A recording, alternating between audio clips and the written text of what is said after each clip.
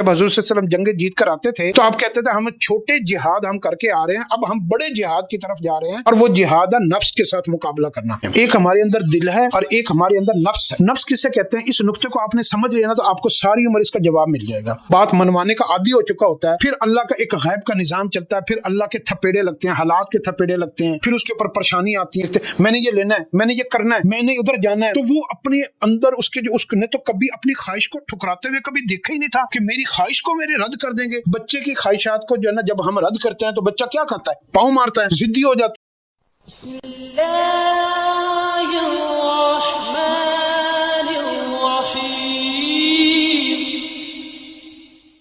आजकल अक्सर लोग एक सवाल करते हैं कि हम ना नमाज पढ़ना चाहते हैं, कुरान पढ़ना चाहते हैं, नेकी का काम करना चाहते हैं, लेकिन दिल नहीं करता। दिल जो है ना वो पता नहीं, वो नेकी नमाज पढ़ने के लिए दिल जो है ना ऐसे बोझल सा हो जाता है, ऐसे बिल्कुल जो है ना वो साथ नहीं देता, जिस्म साथ नहीं देता, ताकत खत्म हो जाती है, सोच जो है ना वो इतनी ताकतवर नहीं है। तो ये जो नमाज नेकी करने के लिए जब आपके जिस्म में ये तवानाई खत्म हो जाती है ना, इसका मतलब मैं आपको एक बड़ी नुक्ते की बात बता दूं। बड़ी नुक्ते की बात ये है कि हमारे अंदर ना दो चीजें हैं, एक हमारे अंदर दिल है और एक हमारे अंदर नफ्स है। नफ्स किसे कहते हैं, इस नुक्ते को आपने समझ लिया ना तो आपको सारी उम्र इसका जवाब मिल जाएगा। नफ्स कहते हैं ख्वाहिशात को, जो हमारी दुनियावी ख्वाहिशात है। आप देखें जब बच्चा पैदा होता है ना तो वो माँ बाप को कहता है मुझे टॉफी ले दो, मुझे ये चीज ले दो, मुझे खिलौना ले दो, मुझे ये कपड़े ले दो। अब हम उस बच्चे को हर बात उसकी तस्लीम करते जाते हैं क्योंकि बच्चे की ख्वाहिशात होती हैं। तो जब हम बच्चे की हर बात मानते हैं ना, उसको लेके दे देते हैं, और वो जिद करता है तो फिर लेके दे देते हैं। तो उसकी जो ख्वाहिशात, उसका जो नफ्स होता है ना, ख्वाहिशात वाला जो उसका दिल होता है वो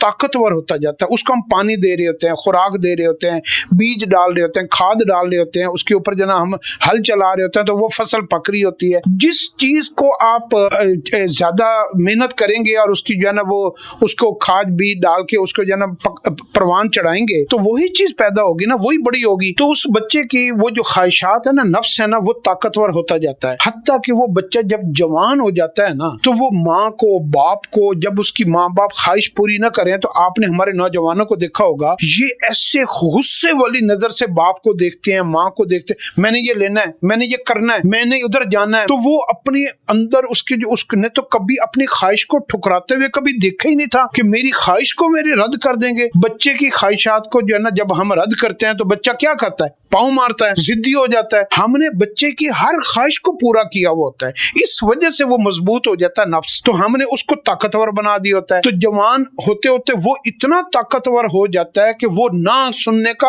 आदी नहीं रहता है, और वो माँ बाप का बागी बन जाता है, वो भाग जाता है, कत्ल गारत करता है, माँ बाप के साथ झगड़े करता है। इस कदर वो बागी हो जाता है। क्या चीज, वो नफ्स, वो दिल, जो ख्वाहिशात वाला दिल है, जो वो हमारा साथ नहीं दे रहा होता है। फिर क्या होता है, फिर ये होता है कि फिर वक्त जो है ना वो जब बड़ों की बात नहीं मानता और वो अपनी बात मनवाने का आदी हो चुका होता है, फिर अल्लाह का एक गैब का निजाम चलता है, फिर अल्लाह के थपेड़े लगते हैं, हालात के थपेड़े लगते हैं, फिर उसके ऊपर परेशानी आती है, फिर अल्लाह उसको मुख्तलिफ चीजों में तोड़ता है, कभी बेरोजगारी में, कभी तकलीफ में, कभी उदासी में, कभी किसी रंज में, कभी किसी मुश्किल में, कभी थाना कचहरी में, कभी जेल की सलाखों में, कभी रिश्तों में, कभी जो है ना वो गुर्बत में। अल्लाह के पास करोड़ों तरीके हैं इंसान को तोड़ने के। वो जो नफ्स है ना वो उसको ताकतवर इतना हो चुका था, उसको कमजोर करना होता है। फिर वही जो है ना वो 35-40 साल में वो थोड़ा सा इतना कमजोर हो जाता है कि वो कहता है कि यार मेरे माँ बाप ठीक कहते थे। वो नफ्स जो है ना कमजोर हो जाता है ना, फिर भी अभी उसके अंदर जो है ना वो रमक बाकी होता है। फिर वो जब 60 साल की उम्र को पहुंचता है ना, वो फिर ये कहते थे कि यार मेरी माँ बाप की सारी बातें ठीक थी, मैं ही गलत था। तो ये उस नफ्स को जो है ना, क्योंकि वक्त ये जो है ना